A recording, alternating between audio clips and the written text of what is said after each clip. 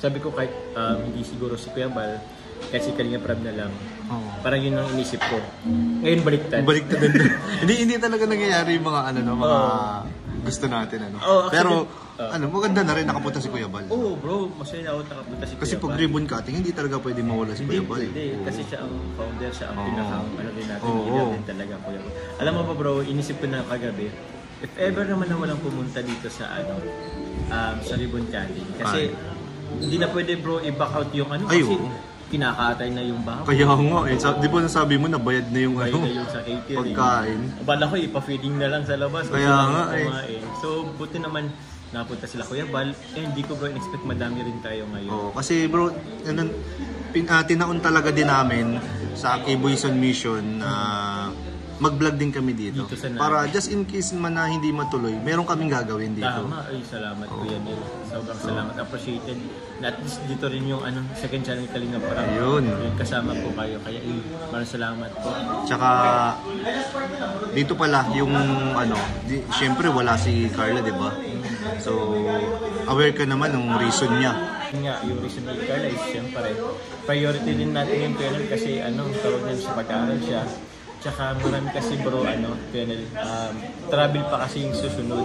Oo, dami. Di na pwede. I mean, actually nga, paano ba? Basta sobrang dami kasi na kung pupunta pa siya dito, baka hindi na siya payagan sa mga susunod pa. Medyo may higpit na, di ba? Sobrang higpit. Unlike siguro before. Pero ngayon kasi sa nursing, sobrang higpit kasi. Yes. Tapos yung schedule, mahirap ko kaya nitidan ko naman.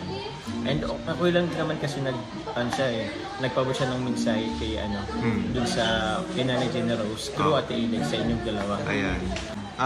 Talagang siya yung nag-send sa akin. Sakto nga yung send niya ng message alam niya siguro kasi hindi na ako makapag ng cellphone. Lang mismong sa araw ng event.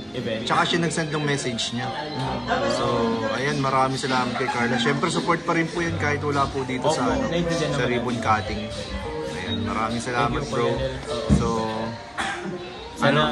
anong plano mo ngayon na tapos na yung pabahay mo? Ayun, nabunutan na rin kahit papaano. Pero, siyempre, tuloy pa din naman kuya. Although natapos na yung ating pangalawang pabahay, hanap ulit tayo ng deserving ulit na matutulungan. Ayan. And I hope, depende naman kuya kung sino. Pero I hope sa diet naman, para if ever, malapit lang. Ayan.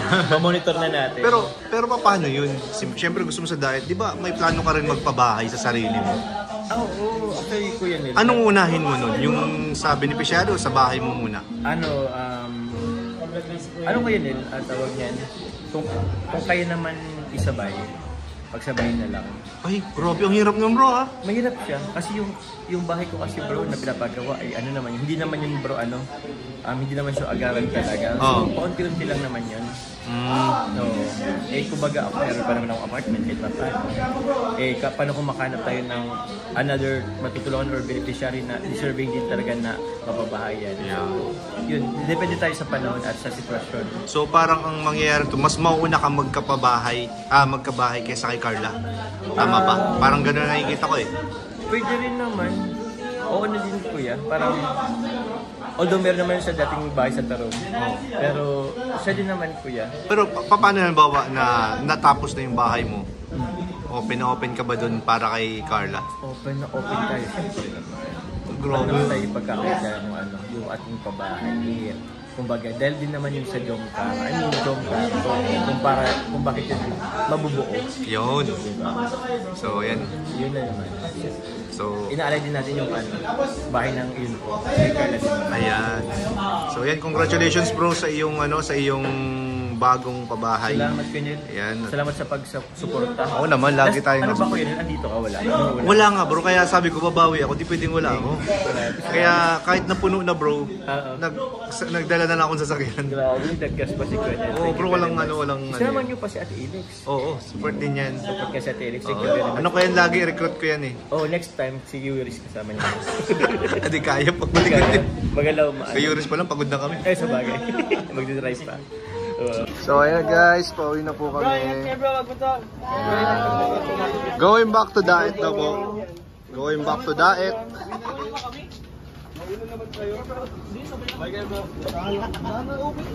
May bag sa loob, oh. Hoy, kano yung bag doon? Kasi pag naghiwalay po kami, ganyan yun.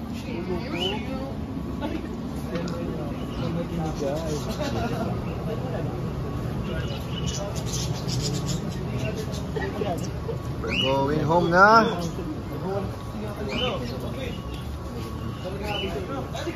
Thank you, sir. Ay, dapat na ganito siya. Ay, ang ganda. Ay, di mo Saan mo yung gagamitin? Di mo naganap. Kaso magbabayad ka sa kadena. Bro, rough road. Paano yan? Hirap yung sa rough road. Oo.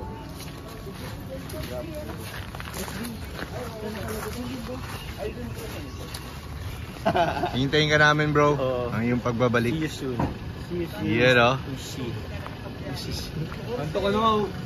Bakit? Sige, bro. Sige bro. Baka paspasan ni di.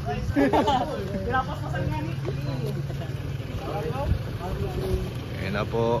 Uwi na po kami. God bless po sa lahat. Bye-bye, bye-bye. Sana bro, may nakamotor din tayo nun. Hindi din tayo motor. Ano? Alin? Ang K-Boys on mission. Oo. May ganyan din sa... Wala tayong ganyan eh. Bike lang. Okay, pangarap din. Pangarap ko yun.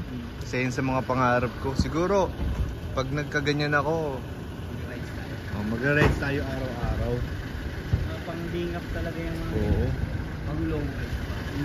Kaya masarap eh. Pang long ride sa malapit lang. Ano?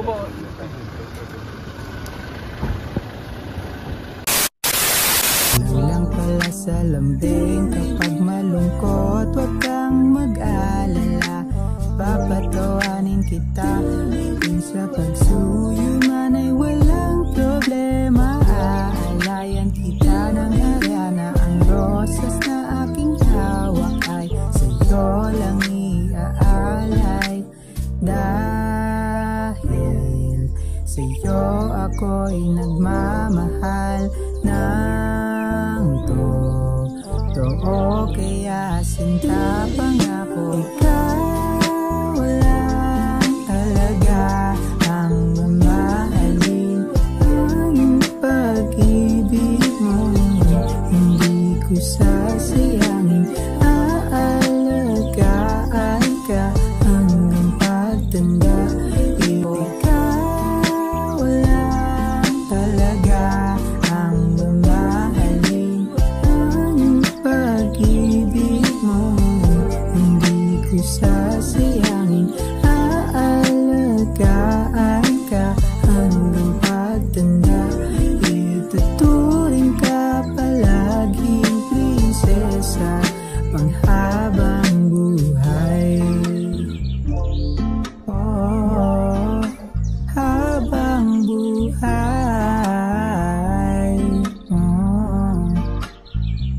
Kala ko nung una ay masungit ka, kulang lang pala sa lambing. Kapag malungkot, huwag kang mag-alala.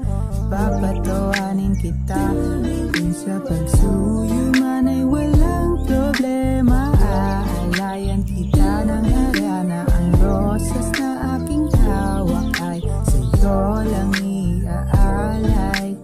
Dahil sa'yo ako'y nagmamahal ng totoo, kaya sinta pangako. Ikaw lang talaga ang mamahalin, ang pag-ibig mo hindi ko sasayangin.